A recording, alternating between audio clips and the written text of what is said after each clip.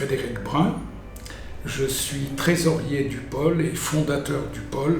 Ma fonction a évolué en tant qu'administrateur au fil des années.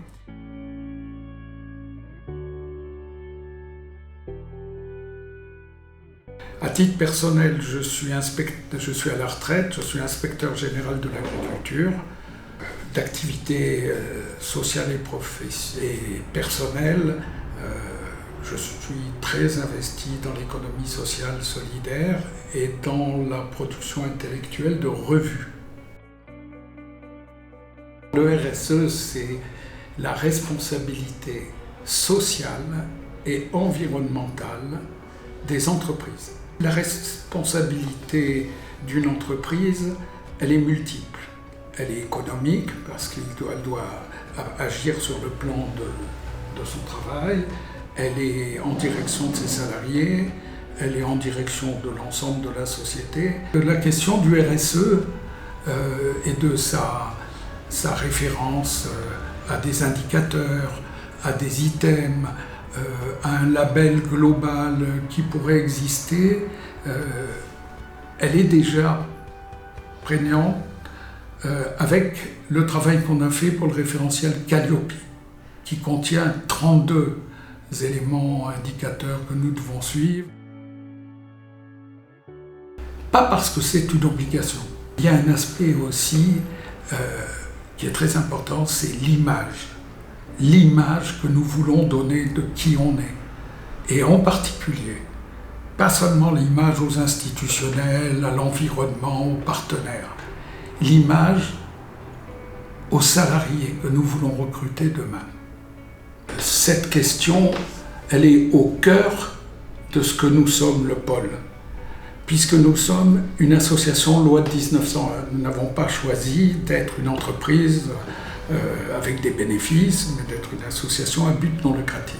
Donc nous avons déjà une ambition morale très forte dans la création de notre association. Y rester, ce qu'on retient le plus aujourd'hui de la RSE, l'environnement. Mais à notre petit niveau, on a quelques éléments qu'on peut se donner comme priorité pour participer à la lutte contre le changement climatique.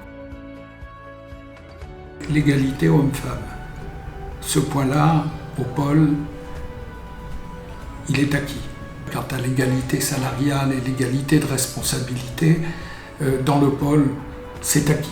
Le pôle a, par exemple, beaucoup travaillé sur la question du distanciel et donc du télétravail, de la capacité à permettre au public d'être touché à distance, d'être formé à distance.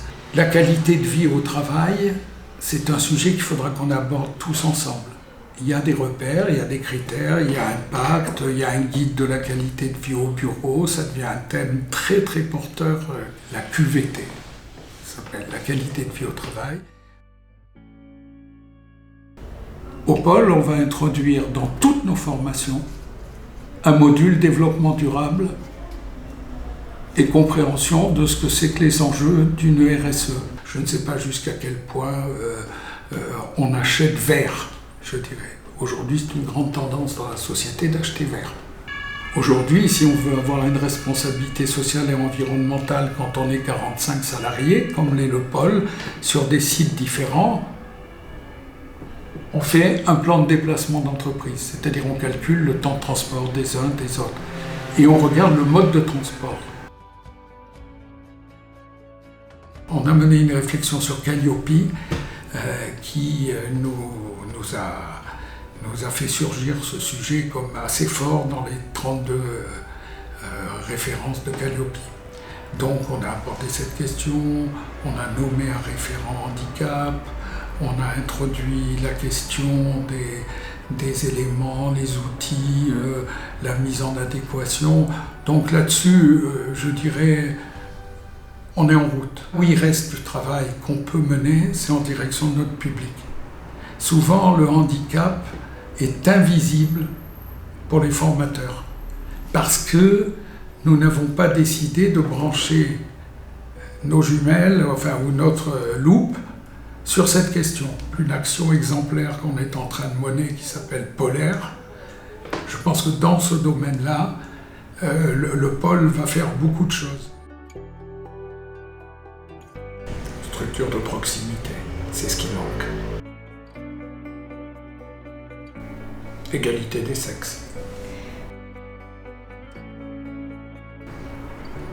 Vélo, même si je suis un peu menteur, parce que je fais plus beaucoup de vélo.